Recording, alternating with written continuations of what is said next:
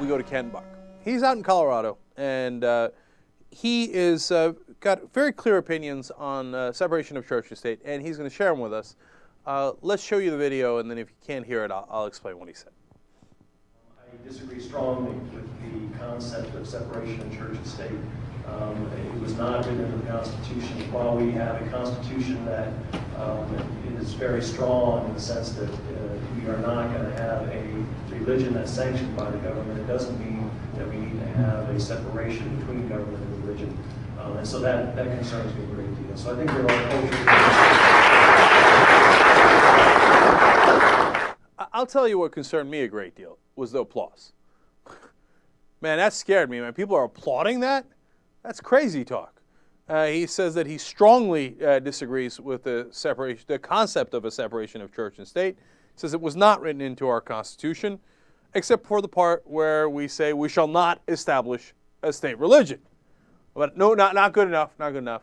He says, well, it says we should, not establish a religion. Doesn't mean we can't really, really commingle them. So, for example, if the majority of the country was Muslim, I suppose we could do most of Sharia law, but then we don't say that this is officially an Islamic country. I'm sure Ken Buck would agree with that. No? Oh no, I'm sorry, you meant only your religion. My bad. Okay.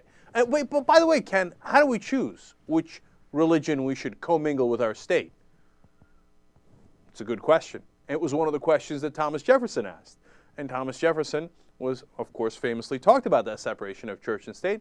And he went and talked to churches and said, you don't want the state picking one of your different sects or churches and saying that's the official state religion. And at the time, everybody agreed. And most people still agree, except, unfortunately, those people in that audience in Colorado who were like, yes, let's intermingle the religion. Islam for America. No, wait, no, not that one. Not that one. No. I meant Lutherans. No, not Lutherans. No. Evangelicals. Not everybody's on board for that, huh? Southern Baptists. No. Which one should we pick? That's a good question. By the way, of course, Ken Buck says that no, as you saw there, no separation of church and state necessarily. Sharon Engel says, oh, no, Thomas Jefferson was misquoted. Really? Because Thomas Jefferson wrote in 1801, quote, religion is a matter which lies solely between man and his God. He also said that the Constitution required, quote, building a wall of separation between church and state. How much clearer did he have to be? But apparently that didn't get through Ken Buck and Sharon Engel and Joe Miller and Christine O'Donnell's thick head. Now, the other three are on the record. Joe Miller is not on the record on this yet, as far as I know, but he's coming. Okay, so that's the first part of it. So as you can tell, I disagree with him a decent amount there. Let's go to the second part of that statement. He's going to talk about Barack Obama and his nefarious anti-religious plans.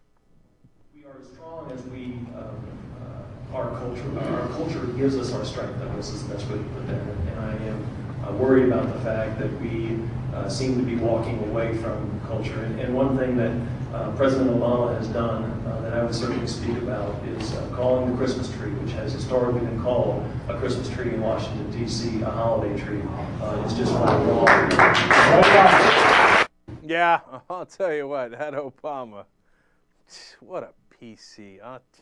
He gets under my screen. What the hell's a holiday tree? Well, it turns out it's not anything. It's made up. As soon as I saw that, I was like, there's no way they're calling it a holiday tree. So it turns out this has been a nonsense story that's been around since 2009. And factcheck.org actually checked up on it. They asked the White House back in 2009. And they found out where the Christmas tree is coming from. Turns out it is called a Christmas tree.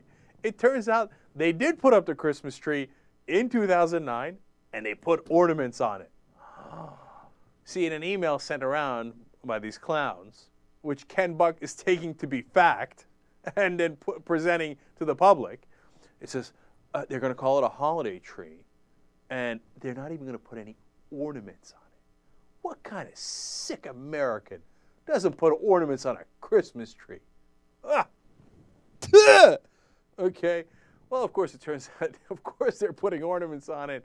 They've got a theme picked out in 2009. They're going to do it again in 2010. The whole thing is entirely made up. And the emails that they believed, that you know what they said? They have no facts, no references. They say, a friend of mine at church told me that the person who normally does the ornaments says that there won't be any more ornaments and then we're going to call it a holiday tree.